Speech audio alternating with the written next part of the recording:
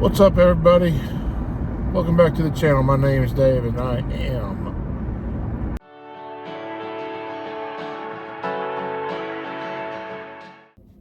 so I'm watching football the other night on Sunday, and I see an advertisement for Arby's just advertising a big juicy burger, and I think, Arby's has never had burgers before.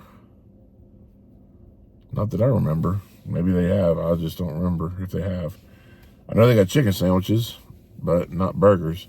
But this one's advertised as a big juicy burger, so let's go grab one, take it home, try it out, see how it is. We have the meat.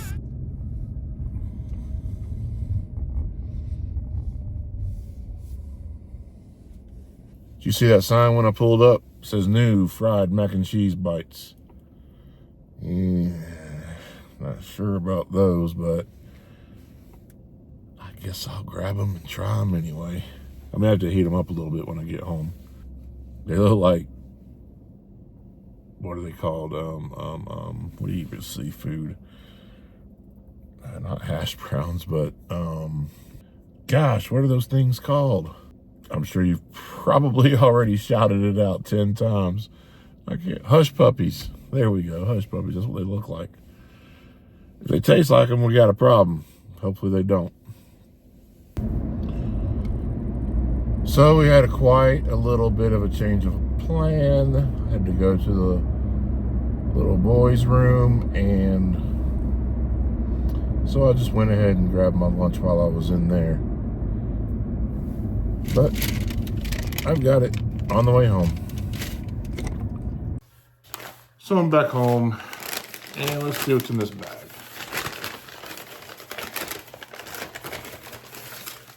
Got a receipt. Like I said, I went inside, so they handed me the receipt at the register. And I forgot to grab napkins. Like I said, they probably would not have put those in there because that's a go order, not drive-through. That's a pretty good sized burger.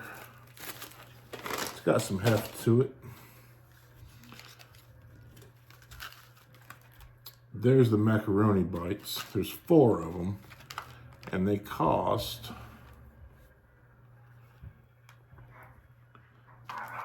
$3.79. So these things are almost $1 a piece. I hope they're worth it. This burger was $7.79. Definitely hope that's worth it.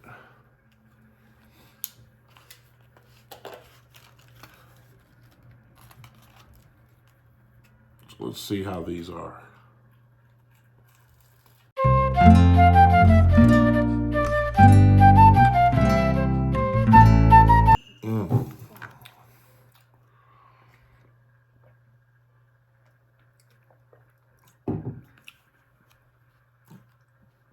Usually if I make a face like that, I'm not going to finish it, but I figured, hell, why not?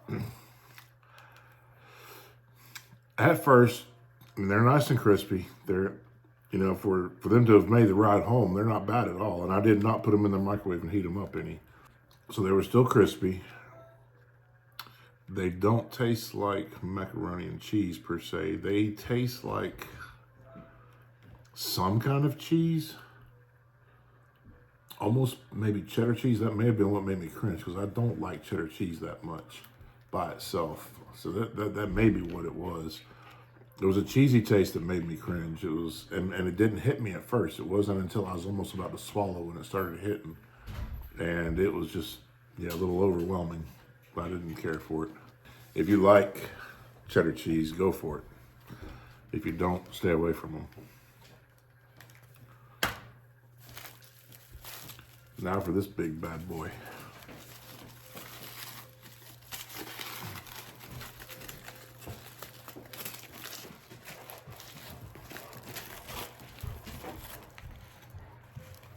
So it's been in the wrapper a little while, and the wrapper is starting to stick to it. So here's the burger, guys. Decent bun. It's got a little bit of stiffness to it. Not too soft. So it's got the burger sauce on it, lettuce, tomato. You can see the bacon right there. the burger, and then you can see that red onion right there. That, if anything, is probably going to be what I do not like. I'm not a fan of those at all. On burgers, I'd just rather have either a white onion or a yellow onion. So here goes.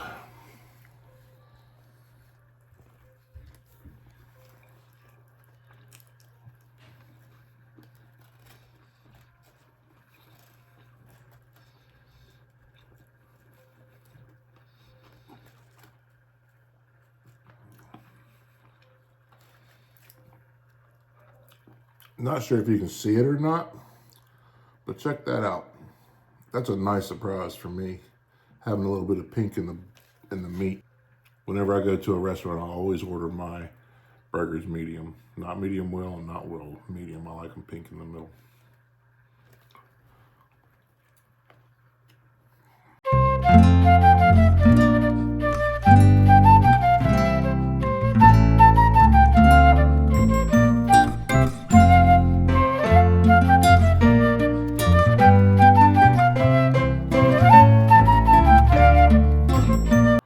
Okay, thoughts on the burger.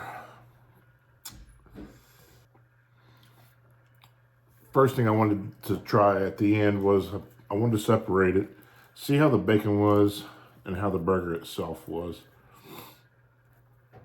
The bacon was good. It'd been on there for a while, so I can tell when it first went on it was crispy because it still had a little bit of crisp left. Not too much, but just a little bit.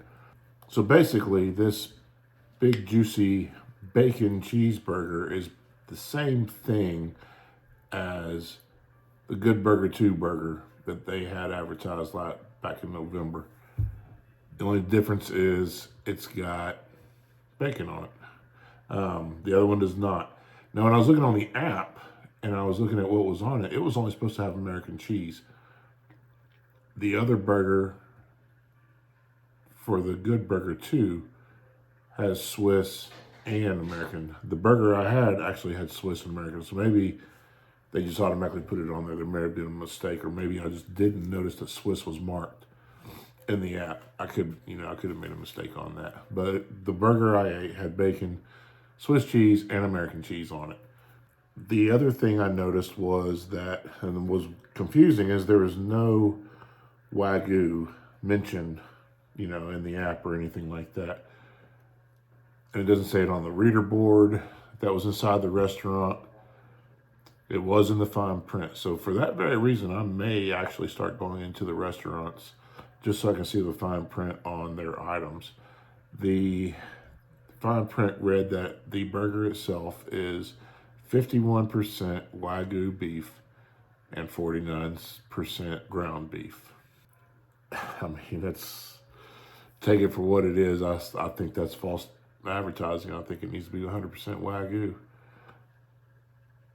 Cost cutting. I mean, and another cost cutting method they had was when I was standing in there, I saw the kid that was making the burger take it out of a tray, put it into a microwave, and heat it up. Now, I'm sure you've probably had microwave heated up hamburgers, and microwave does nothing but dry out the burger because it just cooks it more, takes more juice out of it.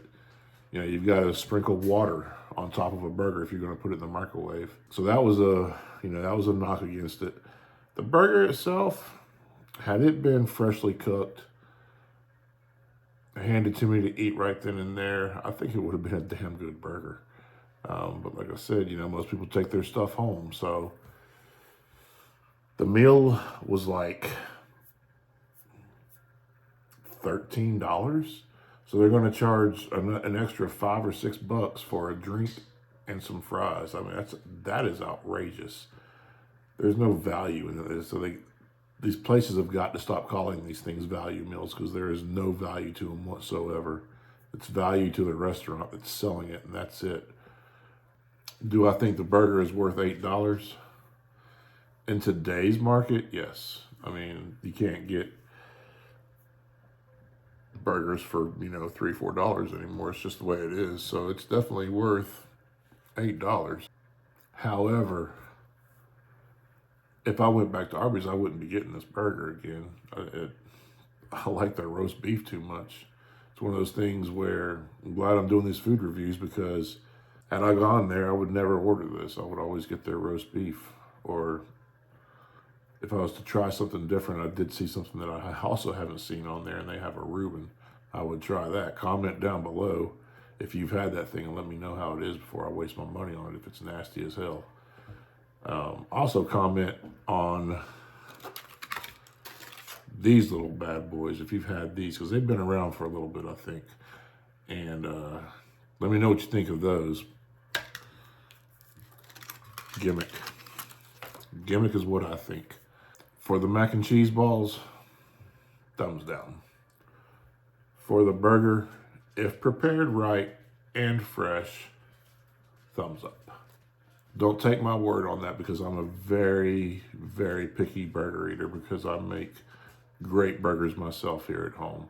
You'll see later on in the spring on this channel where I'll start to make smash burgers, and I've got all different kinds of ways to make them. So that'll be coming up in the spring. I've got to wait for the spring because I've got a Blackstone griddle, and if you have a Blackstone, you know that underneath the griddle part, it's open air, and then you've got the flames in the middle.